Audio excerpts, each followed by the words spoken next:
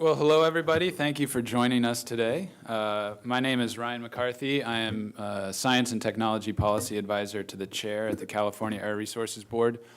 Wear a handful of hats there, but a lot of what I have been working on over the past several years is short-lived pollutants and our short-lived pollutant reduction strategy that we developed.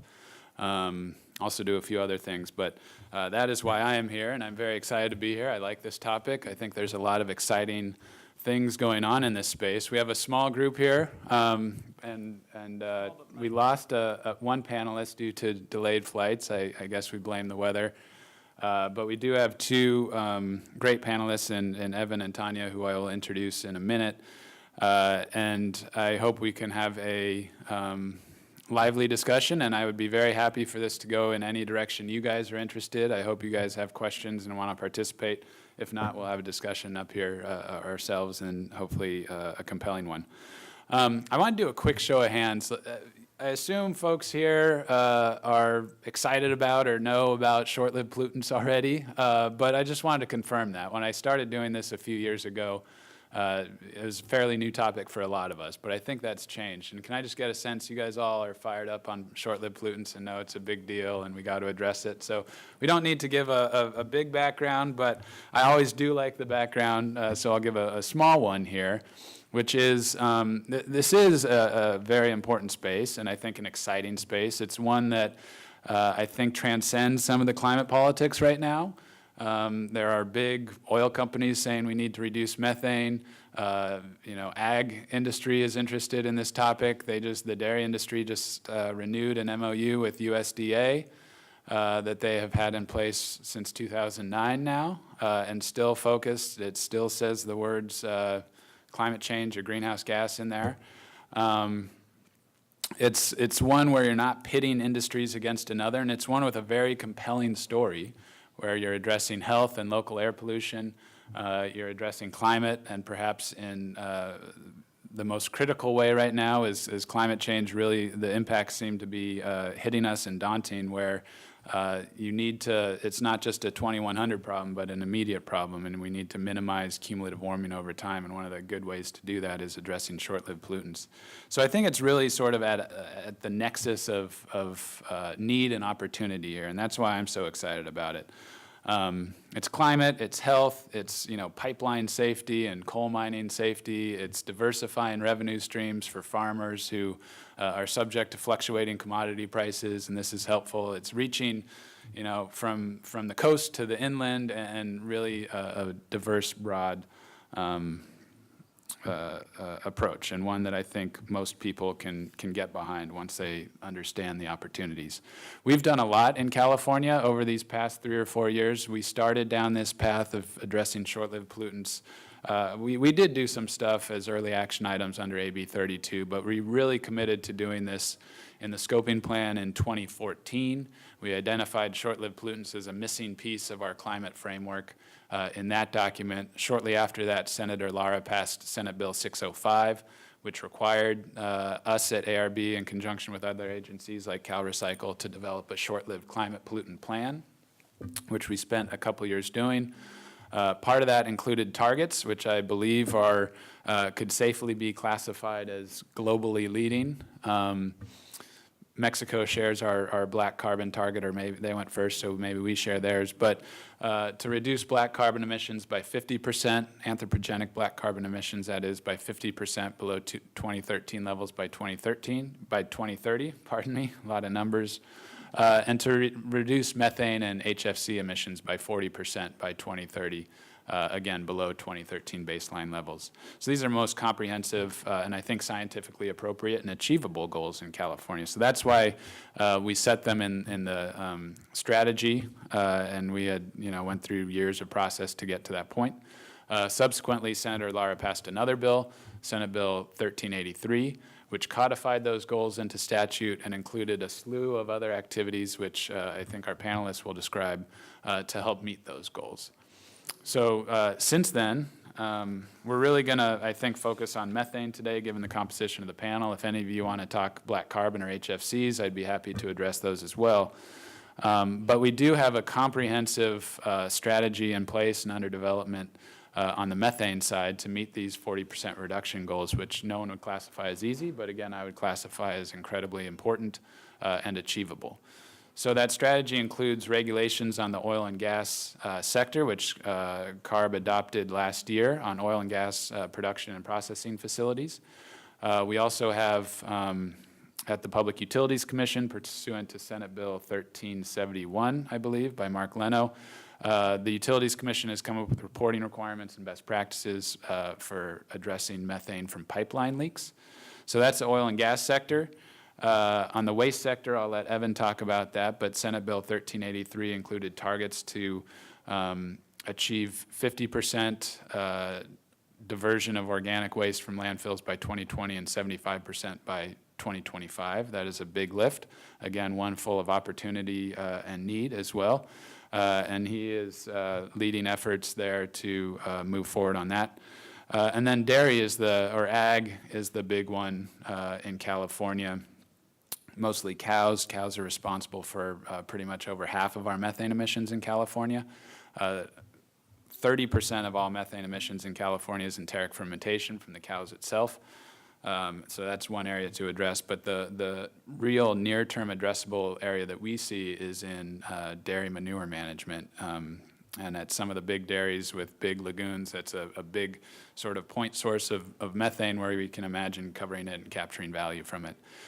So we are moving forward very deliberately and comprehensively on the dairy sector.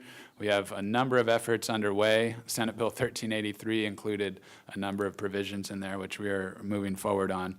There is extensive work group efforts working with the dairy industry as well as all of their stakeholders, the utilities and environmental organizations and local community organizations, to address or identify and develop recommendations for overcoming barriers to developing dairy digesters or other types of projects to reduce methane from dairies. There's also a research group there.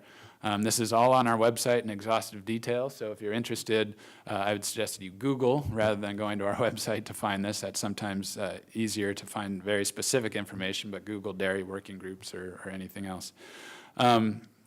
A couple of the more interesting and exciting things, and again, I think our panelists will hit on this, but we sort of have come to realize, for a long time there have been a number of bills that have and efforts to capture value and encourage developing bioenergy projects of one sort or another. This is just policymakers over and over and over identifying and prioritizing putting waste resources to beneficial use, whether it's our dead trees in the forests, whether it's ag waste, whether it's organic waste in landfills. That conversation has evolved, though, over these past few years to, as we focus on, how do we really get these short-lived pollutant reductions quickly? How do we do so in a way that is environmentally beneficial from a local air quality perspective and water quality, as well as from a climate perspective? And a lot of that has shifted the conversation to getting gas into the pipeline where you can access, make it just a fungible commodity, but the value really seems to be in low carbon fuel standard credits and transportation fuel, at this point, at least for dairies. So that's been a big focus of ours. And Senate Bill 1383 includes direction to the PUC to develop some pilot projects to demonstrate the interconnection of dairies to the pipeline, to us to develop a pilot financial mechanism to provide some certainty on the value of LCFS credits for dairies, and a number of other provisions. So I'll let, again, our panelists dig into all that. I hope you guys are interested in digging into this and anything else, and hope you'll participate.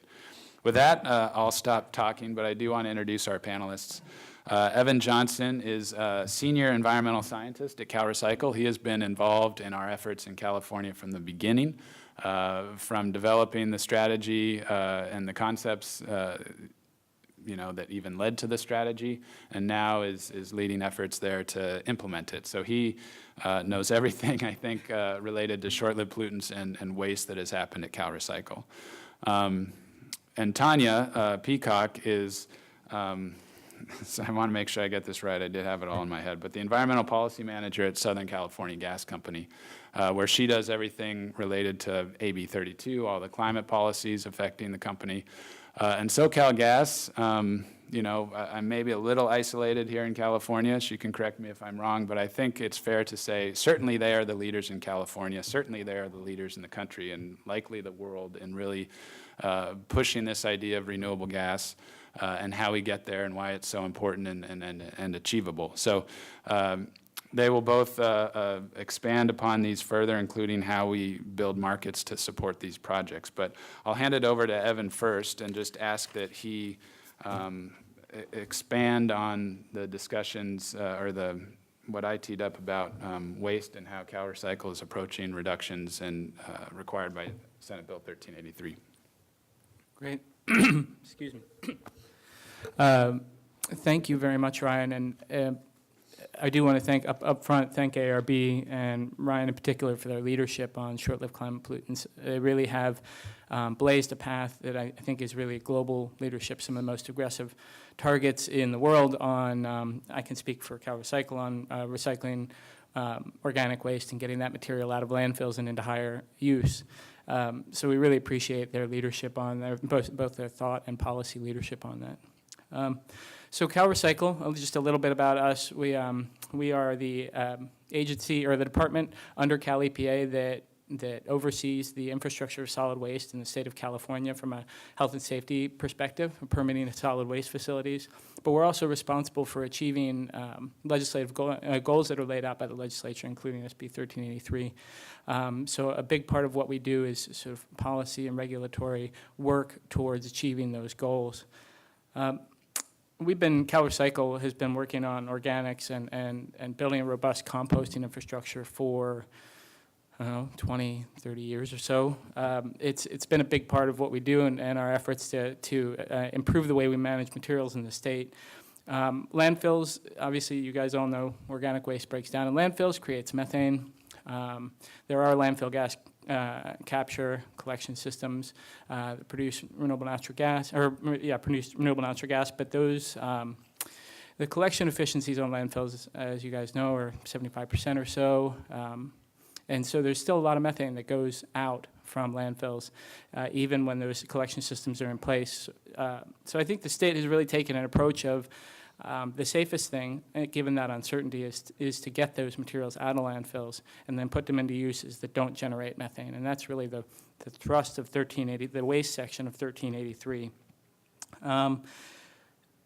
ARB, as Ryan said, passed the short-lived climate pollutant strategy that led to SB 1383, Ricardo Lara's legislation.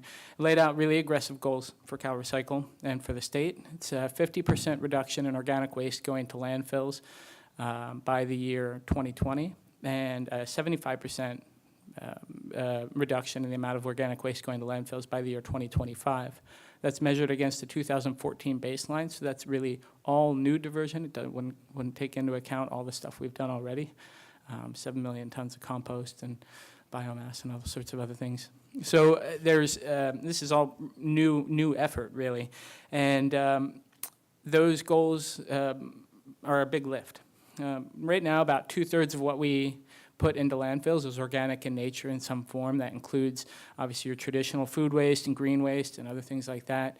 But it also includes paper and paper products and fiber and even textiles, carpets, things like that. And a lot of that has organic content in it. So there's a big chunk of our waste stream, a majority of our waste stream, that's organic in nature.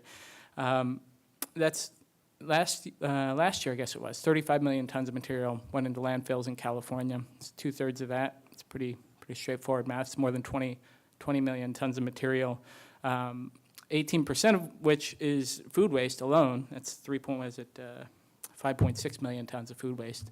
So it's just a lot of material that is going down into a hole and generating methane and really not being used where it needs to be used. What are the alternatives for that material right now? Top priority, to achieve these goals is source reduction. We'd love to see we'd love to see this material just not go to landfill in the first place. In particular, food waste is a big piece of that, and we can get into that a little bit later if we want. But you know, we'd love to see a lot less food going to landfills, and that requires a lot of education and outreach. And so, your top priority is to get that material not wasted in the first place. But if it is destined for a landfill, then we have a lot of options in the state that we've developed to manage it. Mulch and sort of associated wood product materials like that, composting, anaerobic digestion, biomass. We have 22 biomass facilities in the state that exist to manage wood waste, and then feeding animals. So those are all options for ways to manage that material outside of going to a landfill. There are plenty of possibilities for that material, but there's not a lot of infrastructure, and I'm hoping that's what we end up talking a little bit about today, is the infrastructure to manage all this additional material and the markets to support that infrastructure, which is, I think, really the crux of getting funding back to achieving these goals. CalRecycle right now, and I'll hand it, I promise I'll hand it over in a minute, right? I do like to talk, though. So CalRecycle is developing a set of regulations to achieve these goals. SB 1383 required CalRecycle to develop regulations on that front. The regulations that we are, by statute, the regulations we're developing cannot come into effect until 2022. That's not a typo in the statute. It is 2 years after the first target that we have. So we have to achieve 50% reduction by 2020, and the regs can't come into effect by 2022. I could say that over and over again, and it still doesn't make a lot of sense to me. But it is the reality we deal with. So we wanted to get on top of that. We wanted to start developing the regs and get them in place as soon as possible. We spent the past year having informal workshops all across the state, north, south. I think 15 public workshops, if I have the math right, plus countless individual meetings to anyone who asked to come in the door and talk about the approach we're taking for this. And we are about to go into a formal, we have one more informal workshop on this regulatory package. It's a draft regulations right now. They're up on our website, and you can go see them. We can go into, at some point, the details of that if you guys want, or we can talk about that. But that process will, right now, we're going to have a workshop in May 7th and 8th, one in Northern California, one in Southern California, to run through the next draft of those. And then right after that, we're going to go into a formal process, which will take about a year to finalize those regs, at which point we hope they'll be adopted by late 2018, early 2019, which should give people in California, jurisdictions, and all the associated infrastructure, cities and counties, and all the associated infrastructure, some time to figure out how to do what we're asking them to do. I won't go into a lot of details on the regs, but I do want to say they're going to cover, they're probably the most consequential piece of regulation that CalRecycle has developed since the late 80s, early 90s. This is going to, I think the phrase was used this morning, transformational view of the economy. And I think that this requires a transformational view of the way we see waste management. So it's going to look at an overhaul of how we manage organic, green food waste in the state. And I'm really excited about that because I think there's a lot of great opportunity there, and I think it's going to bring a lot of benefits to California. This touches on the collection of waste. The regulations will touch on the collection of waste, collection and processing of that material, education and outreach to both make sure there's less contamination in those the recycling, organics recycling streams, but also to reduce waste overall, and some planning efforts to encourage cities and counties to make sure there's more infrastructure on the ground to manage that material in an appropriate manner, composting, anaerobic digestion, mulch, and all the things we talked about before. So I think that, this is going to be a wide-reaching regulation that's going to touch a lot of folks in California. And I'm hoping that we've had and will continue to have a robust conversation around how that rolls out. And then just to sort of put a perspective on this, or a box around this, I do want to say that my world, CalRecycle's world, is municipal waste. So when it comes to cow poop or dead trees, we don't really do that. But I do want to put the context around it that we have 20 million tons of organic waste generated by humans and in the municipal stream. That doesn't include the 126.9 million dead trees that we've talked about in the state due to the pine bark beetle, many of which, I mean, I think 1 million trees were removed last year alone by the state and utilities and associated partners to manage the health and safety of our infrastructure. So there's a lot of dead trees coming out and a lot of wood waste that needs to be managed. There's a lot of, excuse me, agricultural waste due to tree die-offs or orchard removal or whatever, and that a lot of that will get open pile burned if it doesn't have a safe home to go to or a better use to go to. And so it's painting a picture of a large mass of organic material that has an opportunity to change, as long as there's an economy around it, has an opportunity to change the way we do things in California. And that's kind of the context I want to provide. So I hope I didn't overstay my welcome, but. Thank you. I think that actually tees up Tanya's comments quite well. So one of the things we do need to find is valuable uses for all these waste streams.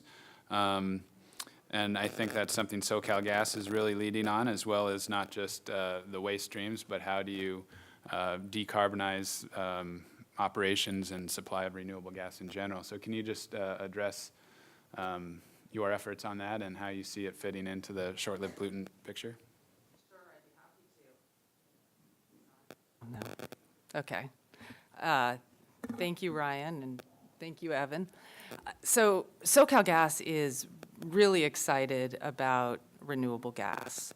We really feel like it presents, and what I want to do here is just share with you an overview of our vision for renewable gas and how it really will be the pathway to a decarbonized California, because it provides a renewable source of energy, and it is also helping to solve a waste problem, as Evan discussed.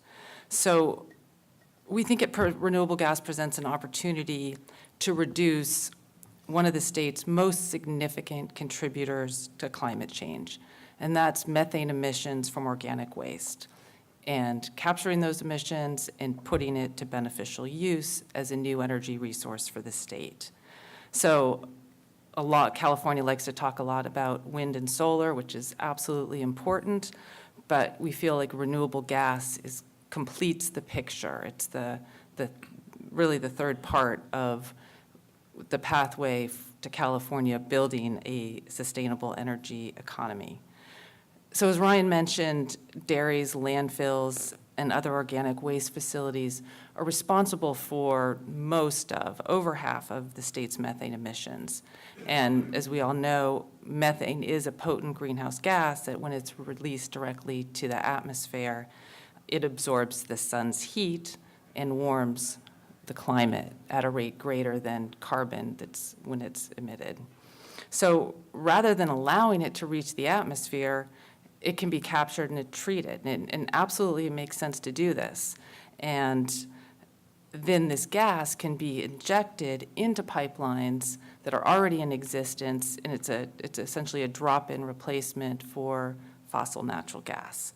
And it can be used in homes and businesses and transportation, and provide a way to decarbonize sectors of the economy that are difficult to electrify, difficult to decarbonize.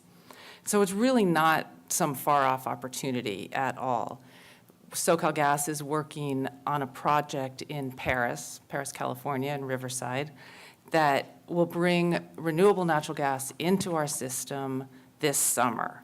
And so what this project is it connects a new anaerobic digestion facility that converts yard waste and green waste from households into renewable gas. So every year, and also it will be used it's a great example of a closed loop system where the renewable gas that's created from the green waste gets digested and then put into the trucks that go around and collect the waste. So every year, this particular facility will keep about 335,000 tons of organic waste out of the landfill, and it will turn into about 4 million gallons of renewable gas, gallon equivalents, and 260,000 tons of fertilizer. So more projects like this are underway, thanks to SB 1383, as discussed by Ryan and Evan. And a key part of it, so there's the organic waste diversion part of it that Evan talked about. There's also the agricultural sector. So 1383 directs the utilities to develop at least 5 dairy pilot projects, which will take the methane, take the dairy manure, digest it, and convert it to renewable gas. So we're right in the middle of that process now and hoping that those pilots can then serve as a model for additional development of dairy projects. So we feel like one of the questions we always get, like, is there enough renewable gas? Can it really make a difference? Is it just kind of a niche fuel that will never really materialize? So we've done studies, UC Davis is doing studies, has done studies, and there's a range in terms of the estimates of what's available, but depending on the study you look at, there's probably about 300 billion cubic feet of renewable gas from organic waste in California that could be produced every year. And so instead of landfilling or burning that waste, and then letting it go to landfills and have, so California could use it to generate electricity to power 2 to 3 million homes, and it could be used to create fuel that could replace about 75% of all the diesel used in California. And so that's just what's available in California. If you're looking at nationwide supplies, there's plenty of renewable natural gas. And we also feel like if there's a market in California that's developed, it will also help develop those resources, additional resources in state and out of state. So renewable gas really can, as the grid in California gets more and more renewable, there's the issue of intermittent resources that I'm sure we're all familiar with, and the duck curve, and what do you do with excess capacity at a time when the peak generation doesn't necessarily coincide with peak usage. So if Jack Brower were here, unfortunately he's not, his specialty is really is hydrogen, renewable hydrogen, and power to gas. And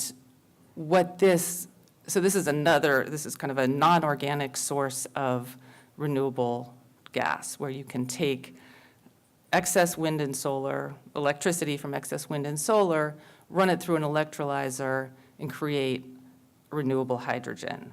And so you can use you can inject a certain amount of the renewable hydrogen directly into natural gas systems, or you could add carbon to that, which we would call methanated hydrogen, and inject it directly into the pipeline.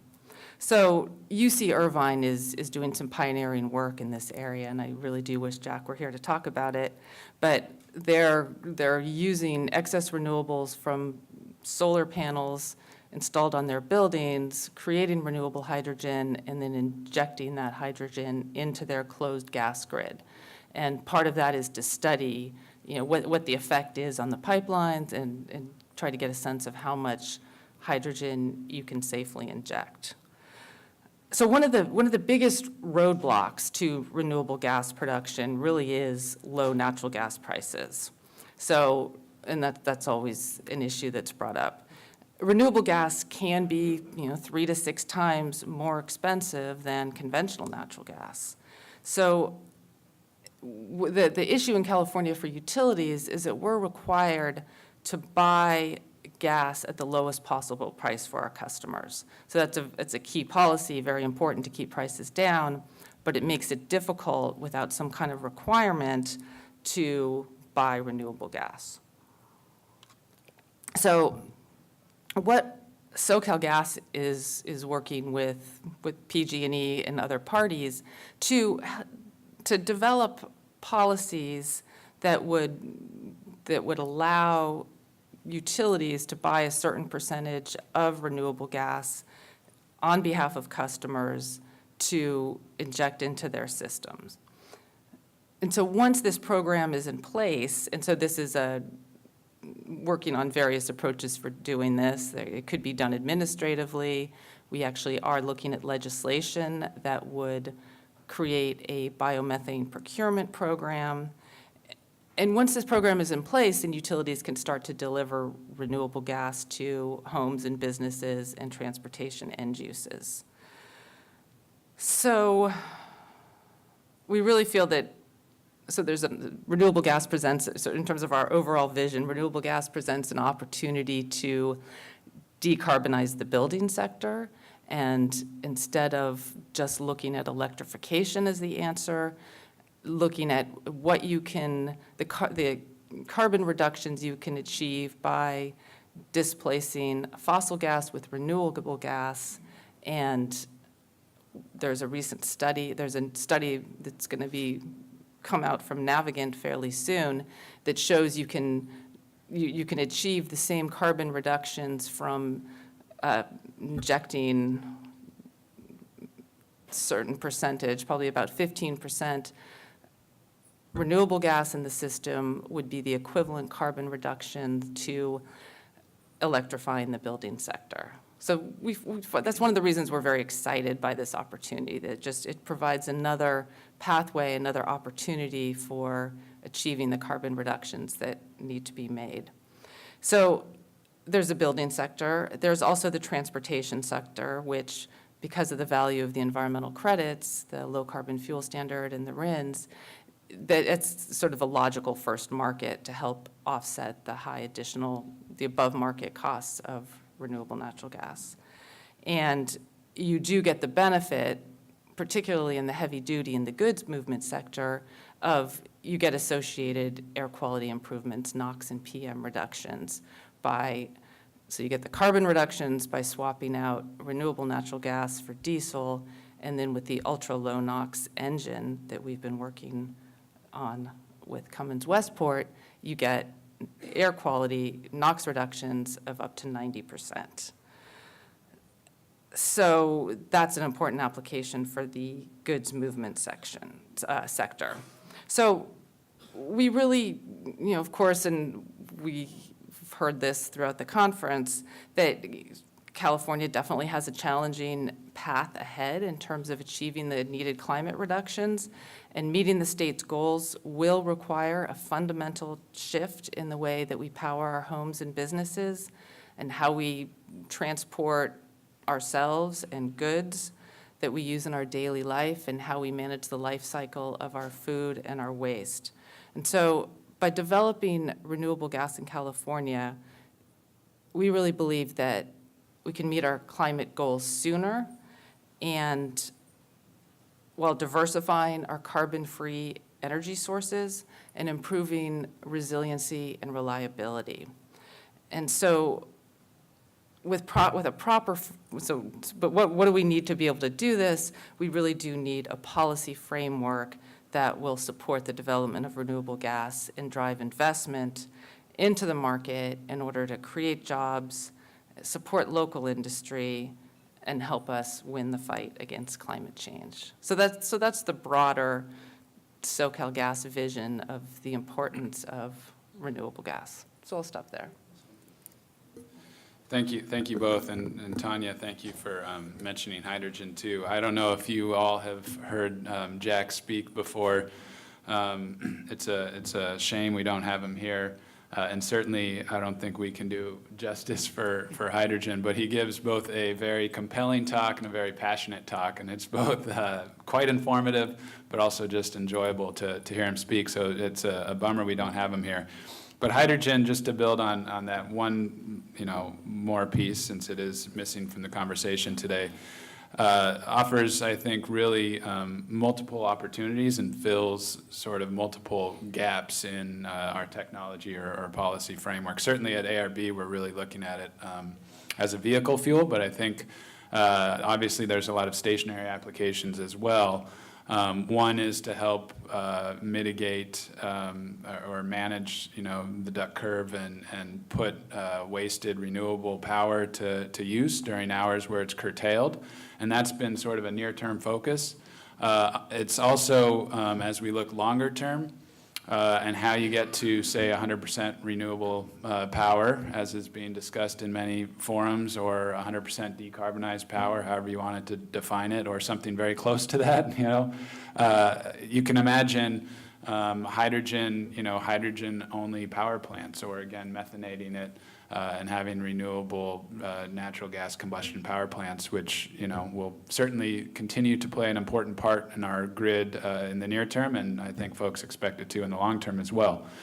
And then third, in its own right, not just as a way to manage these transitions, as solar power, gets down to things like 2 cents, 3 cents, 4 cents a kilowatt hour, you can really imagine a lot of exciting things on the hydrogen space and stationary, as well as fuels and transportation sector in its own right, not just as utilizing excess renewable power, but really, from the bottom up, what do we want to do with this, and how can we put hydrogen as a decarbonized energy carrier to work? So there's a lot of interesting stuff there, and Jack has a very compelling way to explain it. So if you ever get the chance, I hope you hear from him.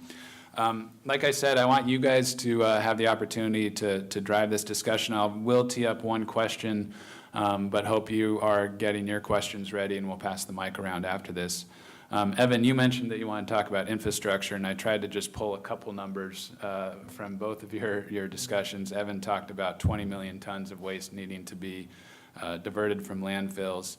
And Tanya, I think you mentioned the Paris facility, Paris, California, has 335,000 tons. So my quick math suggests that's 60 such facilities.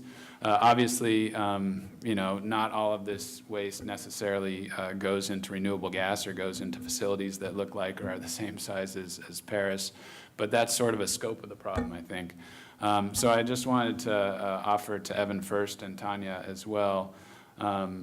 How do we get this infrastructure that we need in a fairly short time frame? 2020 is not too far from now, and neither is 2025. So what's the path beyond just regulation, but also to help get this infrastructure built? Go ahead. I don't have a good answer for that. So there has been a lot of infrastructure built in California over the past 2 decades. We have, thinking about the compost sector, we have 150-something compost facilities in the state, varying from a couple thousand tons to 300,000 tons a year. Really big operations in some cases.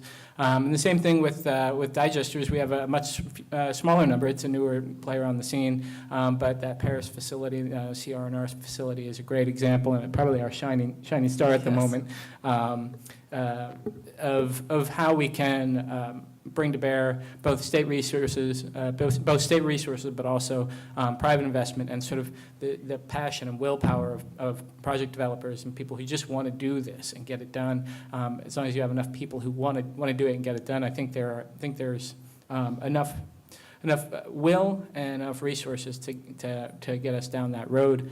CalRecycle, through the graces of the legislature, has had money to give out to cap and trade funds or auction revenue, I should say, to give out to people who are interested in building infrastructure in the state of California.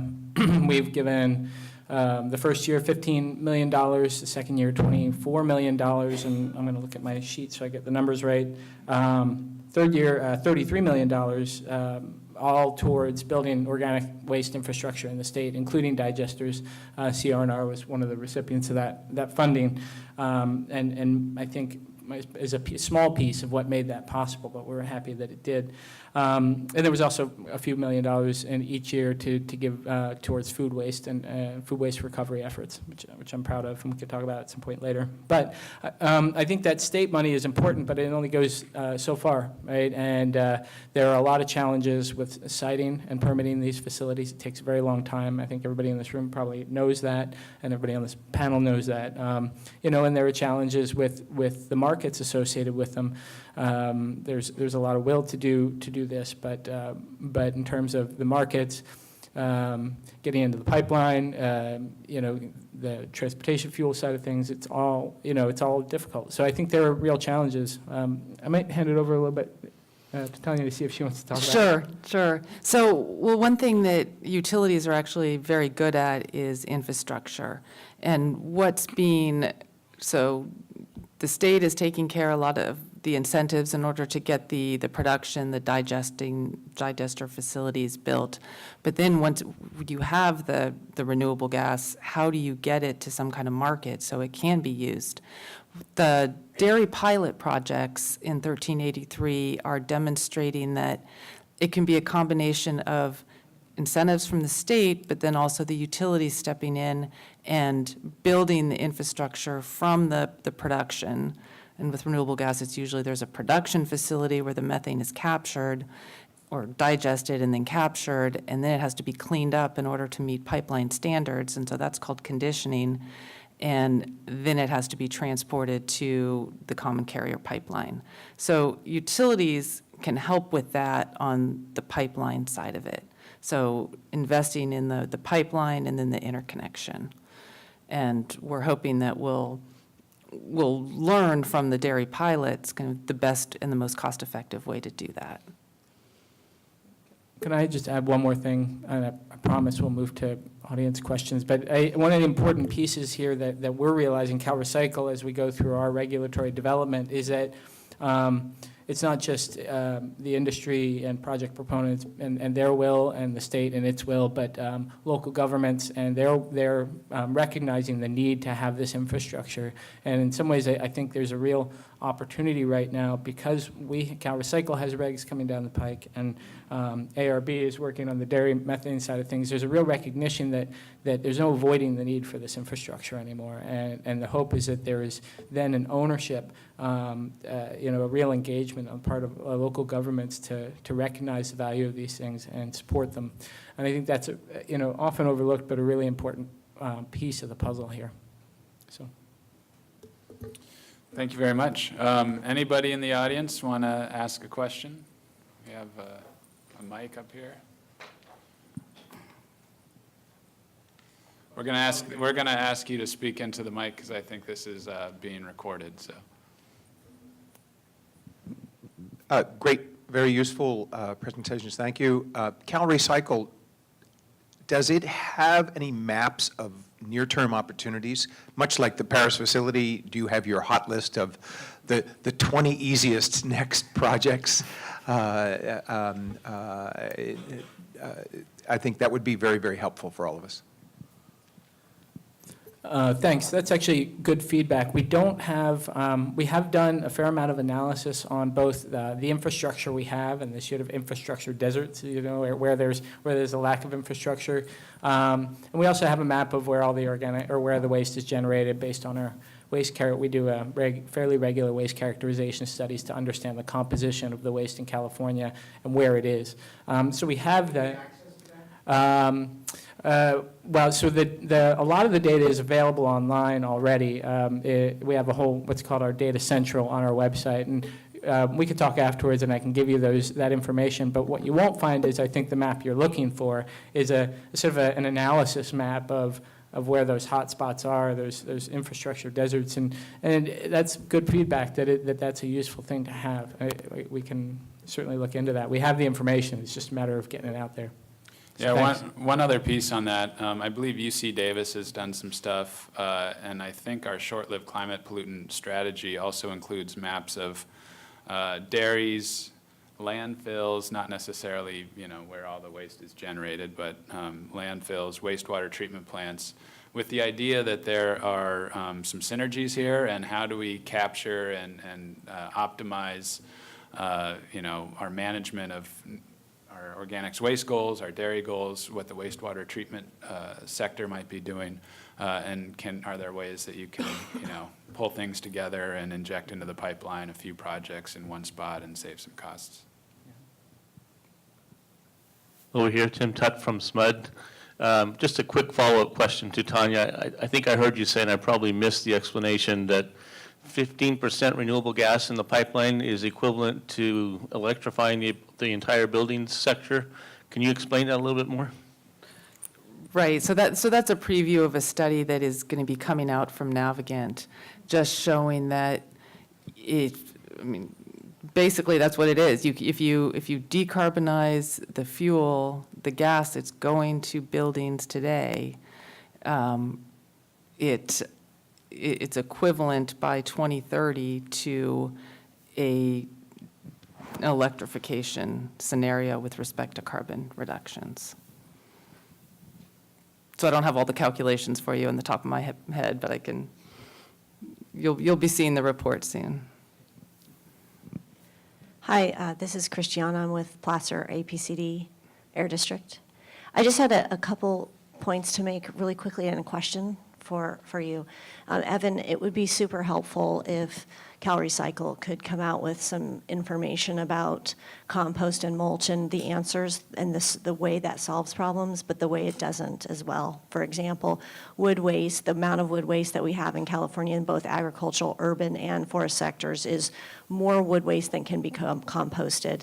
And it's generally misunderstood by a lot of environmental justice community folks and just people in general. They think that we can compost and mulch all the waste wood in California, and it's misunderstood regularly. And we really need more public information and outreach about the water consumption that's needed to mulch wood and to compost wood. We need a higher level of understanding among the general community about that. So I'd really ask CalRecycle to consider putting more information out there about that issue.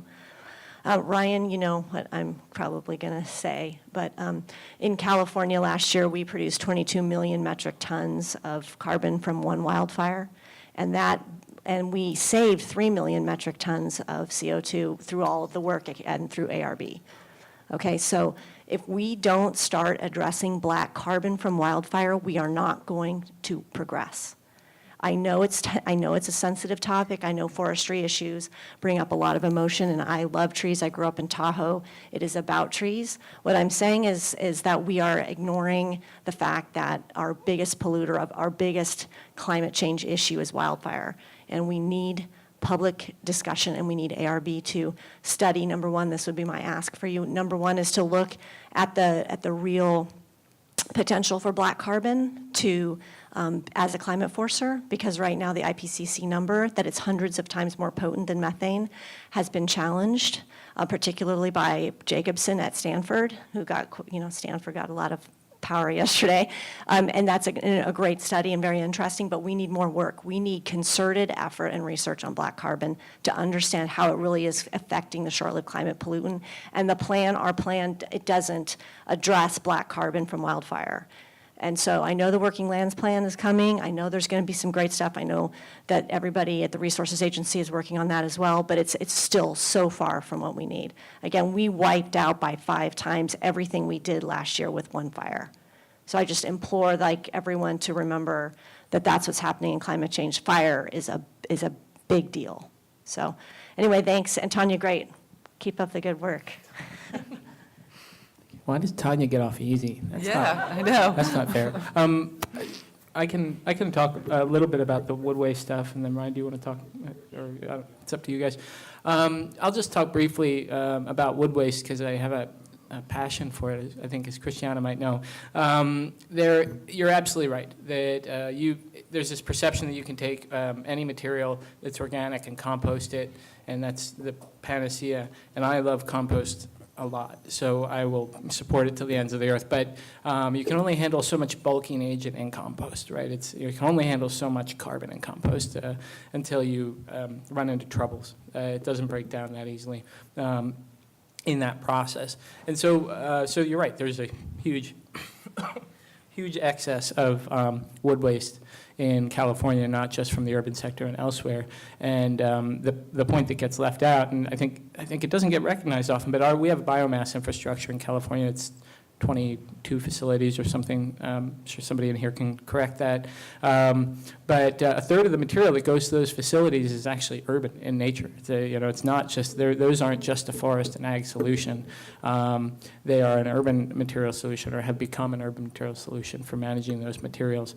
That infrastructure continues to dwindle. And so we are seeing a confluence of problems that we have to somehow turn into an opportunity to use that material. I don't, unfortunately, have the answer to how to do that, but I think there are really smart people at this conference that can do that. And I think about the group of people that's amassed here.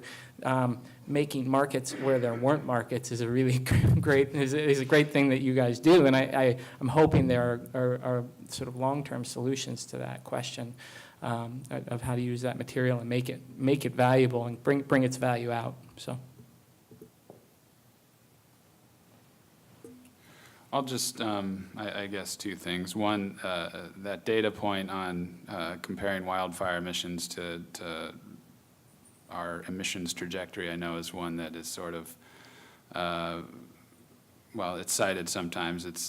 The fact is, A, none of this is easy. Preventing a wildfire isn't easy, nor is, transforming the electricity sector or the power sector, but it's also not technically accurate, and we don't know what our programs are doing to reduce emissions, because you have to imagine what would happen in the absence of a low carbon fuel standard, a cap and trade program, a renewable portfolio standard. And it's not just the difference in emissions from one year to the next. But that said, we are at the point today, I think, where we were basically 4 years ago with short-lived pollutants. And I know it's frustrating for your agency and many people in the forestry space, but we are at the point now where this is the big focus moving forward, is natural and working lands. And it is a very difficult problem, and it is a multifaceted problem with black carbon, with wildfire protection of our communities, with making our forests healthier, resilient, carbon sinks, certainly utility planning issues, and an increasing focus now on the role and need of forests and other natural landscapes to not just address them for forest's sake or as sort of a sink or a potential source, hopefully sink, that we account for at the side, but really how we integrate it completely into our climate framework. And there's a lot of discussion now about how we're going to balance sources and sinks. This was part of the Paris Agreement, and how we do so and how we need to do so really by mid-century, and the need to scale carbon negative technologies or strategies as we do so. And that's going to frame our thinking, I think, moving forward. It's sort of new, but incorporating forests completely into our climate framework is where we are headed. I think the Natural and Working Lands Plan is an important start. It's a planning effort that's going on this year. We certainly won't solve everything this year, but it's an important start, and I don't know if this is any reassurance, but I think we are heading in the same direction on that as we have been on short-lived pollutants, where I hope in a few years, like we are now, we have a lot of successes to point to, and a lot better understanding of how this all fits together and how we move forward on it. So, thanks. Other questions?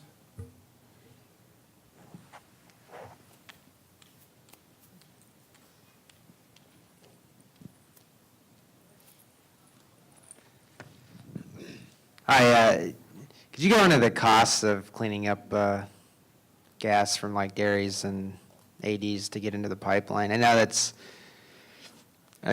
you sound very positive about it, but most of the people I talk to are very they're like, yeah, cleaning up landfill gas or gas from a dairy project is not going to happen. It's a huge investment, and we don't have any contracts. And then I also this is probably more around the country in other areas, but I don't, not specifically SoCal, but basically the natural gas companies saying you have to meet natural gas specs, even though, it doesn't necessarily need to be that way to get the gas in the pipeline. I don't know, I hear a lot of negativity on trying to get some of these projects off the ground in the rest of the country in terms of getting the gas up to pipeline quality. Like just, I mean, I know you said the cost right now is like 3 times conventional, and I'm assuming most of that is cleaning it up. I So. was going to say, you sound like you're not from California. Right. Oh, okay. I'm definitely not. No, you want to go into that? I'm happy to chime in a little bit too, but on the specifics. Sure. I mean, that's one of the pipeline quality issue has been a contentious issue between developers and the utilities. And so from a utility perspective, we have to make sure that the gas we're transporting is fully interchangeable from a heat content perspective, but also to make sure that there aren't constituents that could increase NOx emissions, or that the siloxanes is a problem that comes from wastewater treatment plants and landfills, small crystals that build up on appliances. And other states don't have similar requirements, but this is California, and we have to make sure that there aren't going to be any constituents in that gas that are going to cause problems. So, but last year, there was a bill that was passed that requires the California Council for Science and Technology, which is kind of a research arm of the legislature, but an independent group. They're coming out with a study to look at the pipeline quality standards to see if there's any room for adjustment. So yes, there's a cost issue there. And then another part of the cost is just developing the production facilities. So capturing the organic matter, or, collecting the organic matter, digesting it, and then cleaning it up to put on the pipeline. So landfill gas, so in terms of, there's a range of costs. Out-of-state landfill gas is the cheapest, and in-state dairy biomethane is probably the most expensive.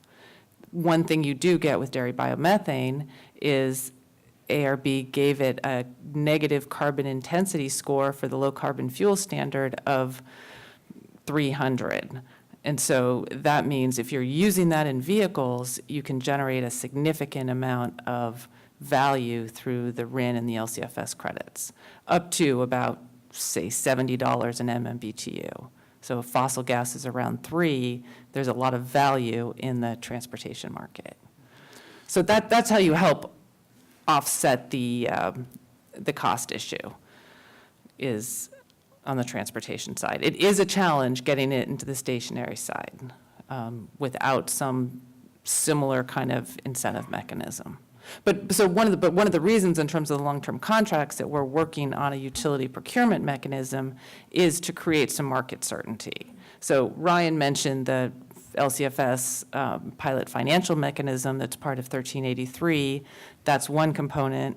Another component is a utility procurement program that would allow utilities to enter into long-term contracts to provide certainty and help finance the projects. So it still is a nascent market, but and I feel like in order to get that 15% on the pipeline, it's going to be a combination of programs. So it doesn't necessarily have to be all utility ratepayers, because unlike the electricity industry, it is a deregulated market. So only about 40% of the gas that we transport on our systems is actually utility-owned. The rest is independent. Yeah, and I'll just conclude here. I was sort of joking about you sound like you're not from California, but that's a fair question, and the answer, or the fact is, as Tanya has mentioned, this gas is more expensive than just especially fracked gas. 10 years ago when prices were $8, $14 an MMBTU, people were looking at landfills and other sources as at least a hedge, if not even a more competitive source of supply. That's no longer the case and not really expected to be the case, I don't think, at least anywhere in the short term. But the fact is there is a lot of demand, especially in California, for this fuel. It's not just, it's the low carbon fuel standard, it's cap and trade. There's a lot of, we have bioenergy procurement programs that are utilities. There's a lot of programs in place to encourage it, but it's not just policy-driven. There's a lot of companies who want access to this, and what we want to figure out is how we allow that demand and those interested folks who are willing to pay more and who value it more than $2 an MMBTU or whatever you can just get for the brown gas in the pipeline, how they can access it. And it is, these programs will really help to do it. A lot of what has been discussed would further help. And we do need to continue to work to figure out how we do optimize this, how we do bring down costs and get some economies of scale and learning moving forward, which is partly what the pilot projects are focused on, partly what the CCST study is focused on, partly what a lot of our incentives and investments are. So we do want to get to that point. I don't know if it'll ever get as cheap, but it's certainly very valuable. So we want to figure out how we match appropriate supplies with value, with demand in a way that they're cost and value work out. So I think we're past time, so I'll let you guys go for lunch. Thank you all for joining, and thank you to our panel, and I hope you enjoy the rest of your day. Thanks.